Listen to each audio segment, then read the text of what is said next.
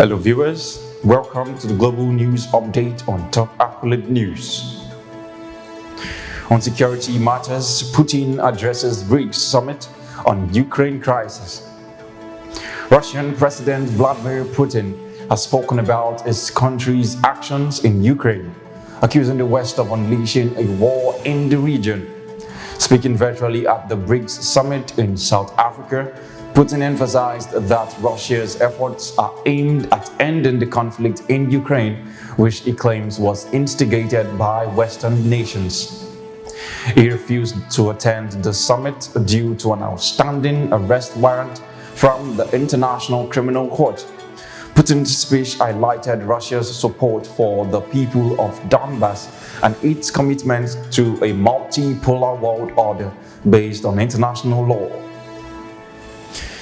Moving on, United States announces $200 million security assistance for Ukraine. In response to the intensifying conflict between Ukraine and Russia, the United States has announced a $200 million package of security assistance for Ukraine. This package includes critical munitions for defense systems, reflecting the United States' commitment to aiding Ukraine's defense capabilities. The United States Secretary of State Antony J. Blinken emphasized that Russia holds the power to end the conflict by withdrawing its forces from Ukraine. The assistance marks a continuation of the United States' commitment to supporting Ukraine's security. Still on security news, UK Minister and Service Chiefs discuss Niger crisis. The UK Minister for the Armed Forces, James Heappey, has engaged with top defense leaders and military chiefs to strengthen defense cooperation and address the crisis in Niger. ECOWAS continues its negotiations with the military junta in Niger, seeking a peaceful resolution for the crisis. The United Kingdom's commitment to supporting diplomatic efforts for a return to constitutional order is reiterated by Heappey. You're watching the news on Top Accurate News. Before we proceed, let's take a quick break to recap the top stories.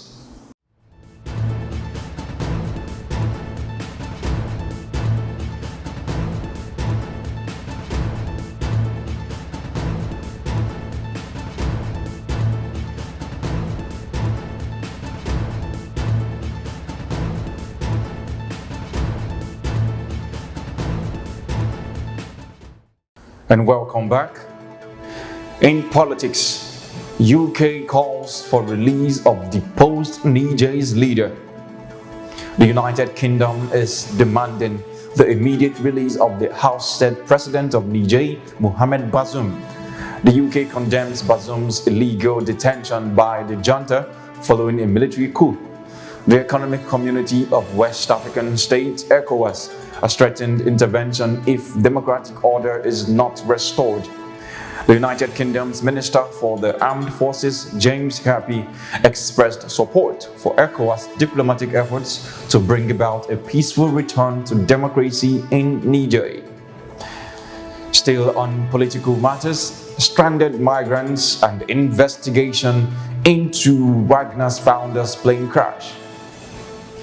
Around 7,000 migrants remained stranded in Niger due to the closed borders following the military coup. The closure of borders and airspace has posed challenges for those seeking to leave or return home. Additionally, Yevgeny Prigozhin, the founder of Russia's Wagner Group, is believed to have perished in a plane crash north of Moscow. Investigations into the crash are underway, examining factors including crew training and aircraft conditions. And on business news, dollar asset listings for Nigeria's FX challenges. The Chief Executive Officer of the Nigerian Exchange Limited, NGX, Temi Popola, has proposed dollar asset listings to address challenges in Nigeria's foreign exchange market. Popola commended the government's forex reforms and highlighted the potential benefits of distributing dividends in dollars aiming to mitigate forex fluctuations.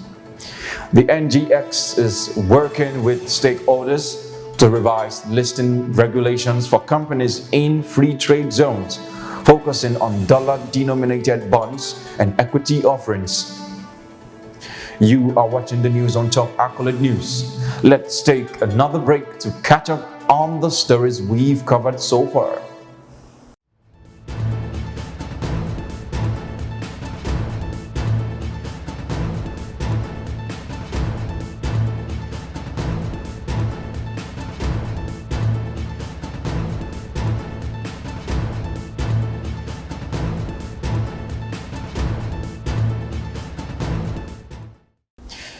Thanks for staying with us.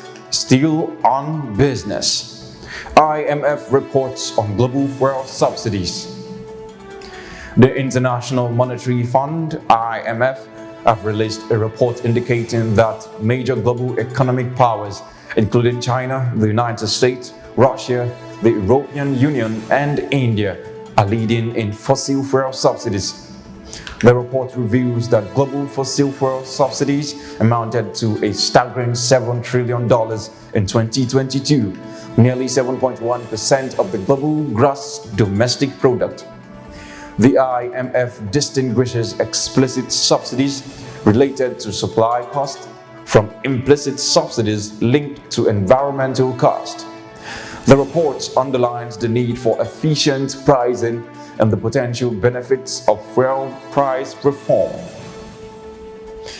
Away from that, on religious matters, Chris Oyakhilom's foundation supports earthquake survivors. The Chris Oyakhilome Foundation International, (COFI), has launched the Hope Relief Mission 2.0, revisiting earthquake survivors in Turkey. The foundation's intervention provides both relief provisions and psychosocial support services to those affected by the earthquake.